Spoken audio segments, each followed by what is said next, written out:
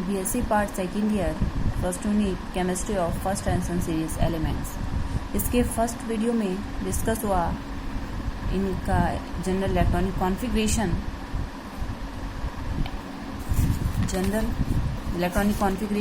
Atomic radius.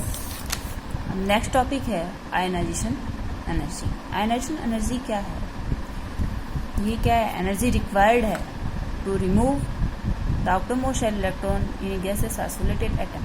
Gases isolated atom के outermost shell से electron को निकालने के लिए जितनी एनर्जी की रिक्वायरमेंट होगी वो होगी ionization energy. 3D series elements scandium to zinc left to right, ionization energy slowly increase हो रही है। Ionization energy directly proportional to the Z effective and inversely proportional to the atomic radius R. तो left to right Z effective increase हो रहा है, atomic radius slightly decrease हो रही है एंड लास्ट एलिमेंट जिंक में इंक्रीज हो रही है। तो slightly decrease atomic radius and Z effective slightly increase, then ionization energy slowly increase. Exception है zinc. Zinc exceptionally have high ionization energy due to the presence of fulfilled stable configuration. यदि fulfilled stable configuration होगा तो इसमें से outermost shell से electron को निकालने के लिए हमें बहुत एक्सट्रीमली हाई एनर्जी की नीड होगी। देन ये element zinc have high ionization energy. यदि कॉपर और जिंक दो एलिमेंट्स के आयनाइजेशन एनर्जी को कंपेयर किया जाए तो यह ionisation energy, first ionisation energy zinc की हाई होगी और सेकंड आयनाइजेशन एनर्जी कॉपर की हाई होगी। ये क्यों होगी? क्योंकि कॉपर में एक इलेक्ट्रॉन रिमूव करते ही कॉपर प्लस बनेगा, ionisation energy 1, and copper plus से एक इलेक्ट्रॉन रिमूव होगा, आयनाइजेशन एनर्जी होगी 2। तो कॉपर से कॉपर +1 बनेगा तो इलेक्ट्रॉनिक कॉन्फ़िगरेशन D10 हो जाएगा। तो ये आयनाइजेशन एनर्जी कम होगी, आयनाइजेशन एनर्जी 2 क्या होगी? इसकी हाई होगी। वैसे ही जिंक में जिंक का एक इलेक्ट्रॉन निकालना बहुत टफ होगा क्योंकि स्टेबल कॉन्फ़िगरेशन से निकलेगा, और जिंक +1 से जिंक +2 के लिए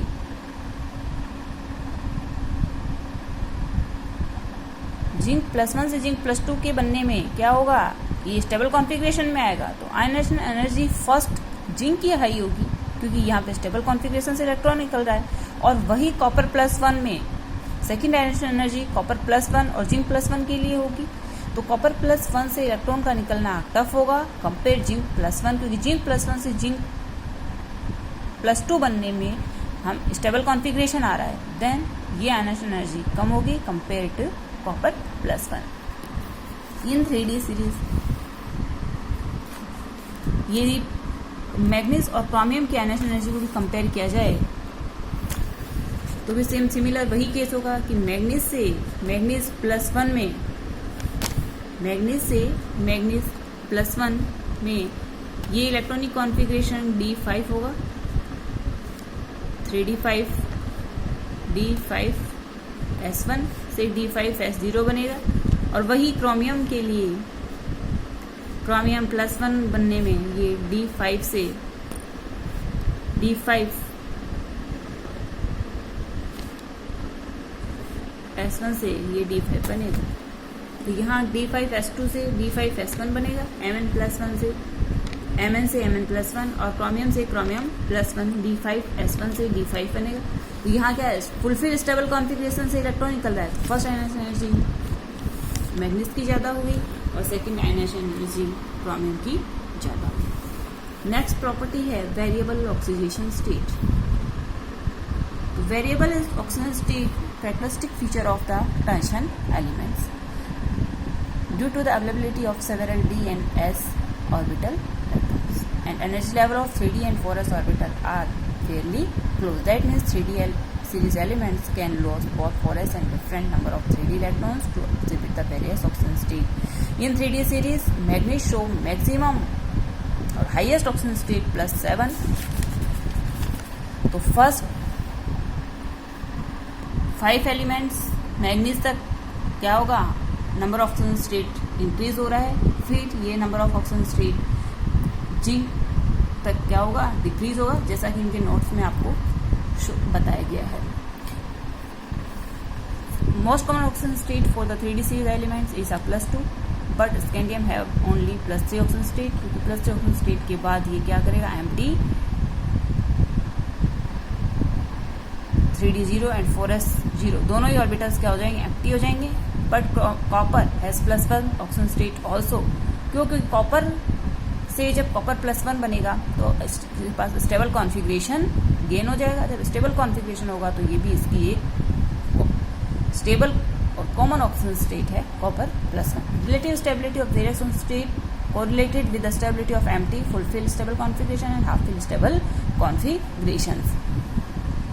एग्जाम्पल के लिए Mn+2 एंड Mn+3 दो Mn की Mn+2 से Mn+7 तक डिफरेंट ऑक्सीजन स्टेट शो करता है, लेकिन Mn+2 और Mn+3 को कंपेयर करें तो Mn+2 में इसका कॉन्फ़िगरेशन क्या होगा, 3d5 4s0. Mn+3 में होगा 3d4 4s0. देन ये क्या है, एक हाफ फिल स्टेबल कॉन्फ़िगरेशन है, और यहाँ पे क्या है, half fill stable configuration loss हो रहा है. तो यहाँ पे जो स्टेबल कॉन्फ़िगरेशन होगा, स्टेबल ऑक्सीजन स्टेट होगी Mn+2 होगी. वही टाइटेनियम+4 और टाइटेनियम+3 को भी कंपेयर कर सकते हैं. Elements form ionic compounds in lower oxygen state and covalent compounds in their higher oxidation state. Covalent ionic compounds basic nature show करेंगे और covalent compound acidic character show करेंगे, एसिडिक प्रॉपर्टीज शो करेंगे. वही यदि Mn+2, Mn+4 और Mn+6 के compounds को यदि हम कंपेयर करें तो हम ये देखते हैं कि Mn in +2 oxygen state form ionic compounds और शोज बेसिक प्रॉपर्टी. वही MnO3 Mn+6 ऑक्सीजन स्टेट में है, ये कोवेलेंट प्रॉपर्टी शो करेगा. ये क्या है, कोवेलेंट कंपाउंड है तो ये एसिडिक प्रॉपर्टी शो करेगा.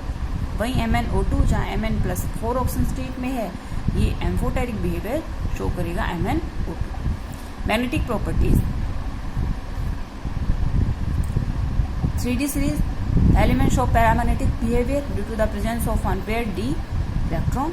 जनरली इन सभी एलिमेंट्स में d ऑर्बिटल में अनपेयर्ड इलेक्ट्रॉन प्रेजेंट होगा. Then the show magnetic properties. 4 3d series magnetic moment होगा स्पिन एंगुलर मोमेंटम. तो μs = n/n+2, n is a number of unpaired electron. Next property है colour properties. Colour property d element series के solutions जितने भी हैं, solutions of ion having partially filled d orbitals are coloured due to dd transition. जो dd transition इसकी characteristic property है, जो starting में भी डिस्कस हुआ था कि dd ट्रांजिशन की वजह से ये एलिमेंट्स कलर प्रॉपर्टी शो करते हैं. d0 and d10 electronic configuration having elements are colourless. ये dd ट्रांजिशन क्या है, d elements d orbital d के पांचों d सबशेल के पांचों d orbitals dx5 dyz dxz and dz2 ये सारे के सारे क्या होते हैं, एक जनरेट एनर्जी लेवल पे होते हैं. जैसे ही कोई लिगेंड इन ऑर्बिटल्स की साइड अप्रोच करेगा तो कुछ d orbitals lower energy state में चले जाते हैं, कुछ d orbitals higher energy state में चले जाते हैं. यदि ऑक्टाहेड्रली 6 लिगेंड्स अप्रोच करें सेंट्रल मेटल एटम के पास, तो जो 3 d ऑर्बिटल हैं जिनकी lobes in between the axis हैं dx5 dyz dz2, ये क्या होंगे, लोअर एनर्जी स्टेट पे चले जाते हैं. और जो 2 d ऑर्बिटल्स हैं जो इनकी लॉब्स अलोंग द एक्सिस हैं x2 dz2, वो हायर एनर्जी स्टेट पे चले जाते हैं. जो लोअर एनर्जी स्टेट है ये T2g है, T2g ऑर्बिटल्स ये हायर एनर्जी स्टेट होगी EC ऑर्बिटल्स, और इनका एनर्जी गैप होगा. अब क्या होगा कि यदि d ऑर्बिटल में अनपेयर्ड इलेक्ट्रॉन प्रेजेंट होगा, d ऑर्बिटल का जो अनपेयर्ड इलेक्ट्रॉन है वो एनर्जी गेन करेगा और ये हायर एनर्जी स्टेट पे चला जाए. फिर ये इलेक्ट्रॉन दोबारा यहाँ से यहाँ लोअर एनर्जी स्टेट में आएगा और एनर्जी मिट करेगा। ये कलर प्रॉपर्टीज इन्हीं डी ट्रांजिशन की वजह से शो करती है।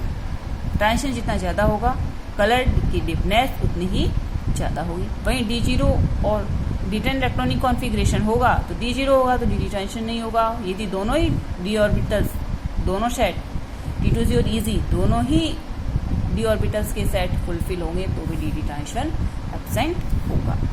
वहीं यदि ये टेट्राहेड्रली अप्रोच करते लिगेंड्स की अप्रोच यदि टेट्राहेड्रली होती, 4 लिगेंड यदि सेंट्रल मेटल एटम की साइड अप्रोच करते तो जो इजी ऑर्बिटल्स हैं वो लोअर एनर्जी स्टेट पे होते और जो T2z हैं वो हायर एनर्जी स्टेट पे होते। लेकिन वहाँ हम T2z को डेजिग्नेट करते हैं T2 ऑर्बिटल्स और EG को डेजिग्नेट करते हैं E ऑर्बिटल्स, यानी E लोअर एनर्जी स्टेट के होंगे और जो T2z हैं वो T2 हैं वो क्या होंगे, हायर एनर्जी स्टेट के ऑर्बिटल्स होंगे। D5 स्टेबल कॉन्फ़िगरेशन है Mn+2। Mn+2 के जितने भी कंपाउंड्स हैं तो वो क्या होते हैं, लाइट कलर शो करते हैं क्योंकि वहाँ D5 स्टेबल कॉन्फ़िगरेशन है। स्टेबल कॉन्फ़िगरेशन होगा तो वो डी ट्रांजिशन का अपोज करेगा। Complex properties is characteristic property of the transition elements. Transition elements have high charge density as well as have high availability of vacant n-1d ns np orbitals. इन दो properties की वजह से ये complex properties show करते हैं।